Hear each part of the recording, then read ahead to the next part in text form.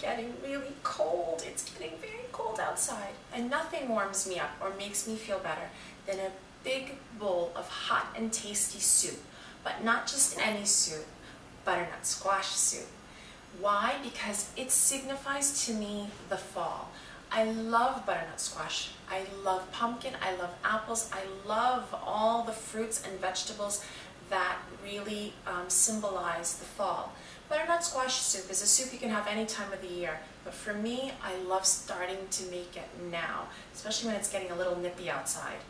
And something I can tell you is that if you make it and you try it, I promise you that you will think it came from one of the top restaurants. I've made it for so many people and they have fallen in love with it.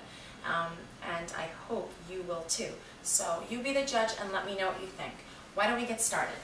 To begin, you're going to need a pot, of course, and you're going to need 3 tablespoons of butter.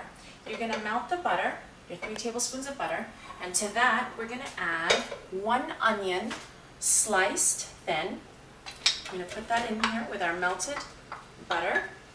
To that we're going to add 1 clove of mashed garlic, and we are going to stir that around for a bit, and we're going to wait for our onion to soften.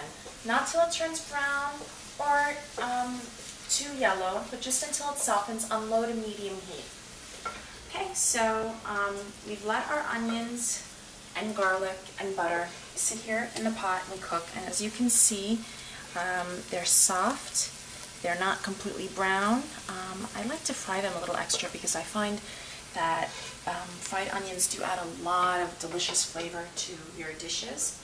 So now that you've done that, we're going to add to that the main ingredient, the star of today's show, butternut squash, 2 pounds. Put that in there with your garlic, onions, butter, and stir it around. And you want to stir that around for about 3 minutes till the butternut squash has all absorbed the butter and everything has, you know, the butternut squash has really become fried and everything is well incorporated into one another. So do that for a few minutes and we'll add our next ingredient. Okay, so now that you have your butternut squash in here and you've stirred it around for a few minutes, we're going to add our next ingredient, which is 3½ cups of vegetable bouillon. So if you're wondering what that is, what I buy is these little cubes. It's vegetables condensed into these cubes, and if you read, they're different brands, but if you read, it'll instruct you to how much water you need to add per cube of vegetable bouillon cube. So I have here now 3½ cups. I'm adding that to our butternut squash, and how I dissolve that, by the way, is I got some warm water and I put the cubes in there and I dissolved it.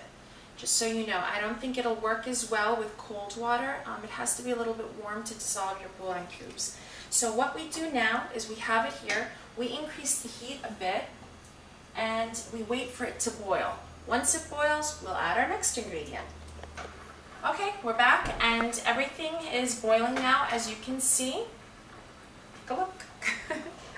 It's boiling, and that means we're ready for our next ingredient, which is going to be 3 pieces of orange peel. I make them thick. I don't make them too thin because I want to be able to find it when it's time to discard it. So we're going to put those in, 3 pieces, and I'm going to add to that 2 bay leaves. And to that, I am also going to add a 1/2 teaspoon of ginger, mashed ginger, by the way. And if you put too much ginger, if you have a little bit more than a 1/2 teaspoon, that's still very good. We're going to add to that 1 tablespoon of lemon juice. We're going to have some salt, add a little bit of salt, add a little bit of pepper.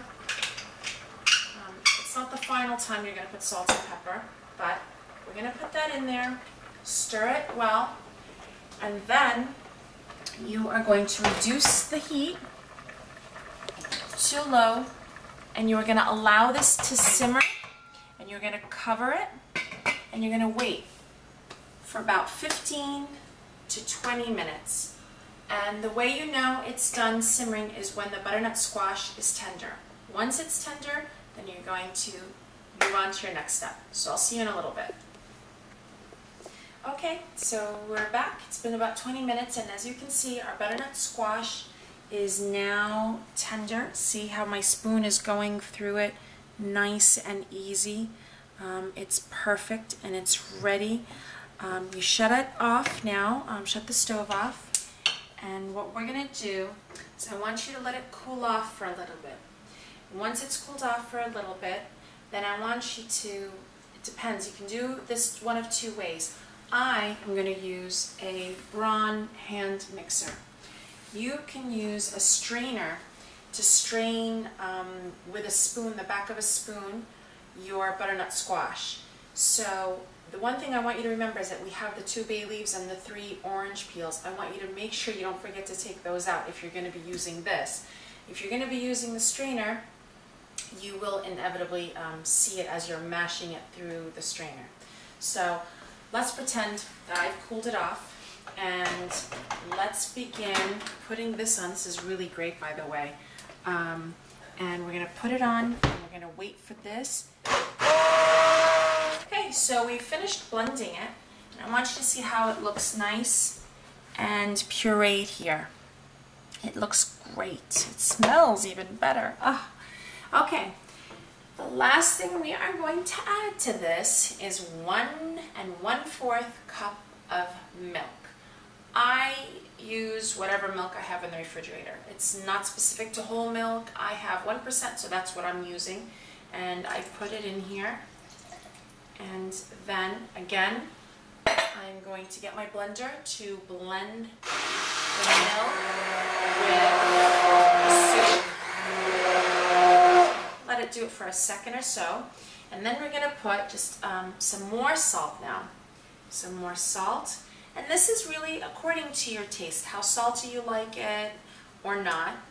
And then pepper. I use fresh pepper. And with this, I like a generous amount of pepper because I like it to have a little bit of zing to it. So I just keep putting it on, and then I blend it. And this is the fun part. What you can keep doing is trying it. This is the best part of cooking, is trying as you're making it how things taste. And it tastes so good. I'm going to put myself some soup, and I'm going to sit and relax and warm myself up. It's been a pleasure having you here today, and I really hope you enjoy your butternut squash soup as much as I do, and I hope to see you again on Eating with Rula. Bye, guys.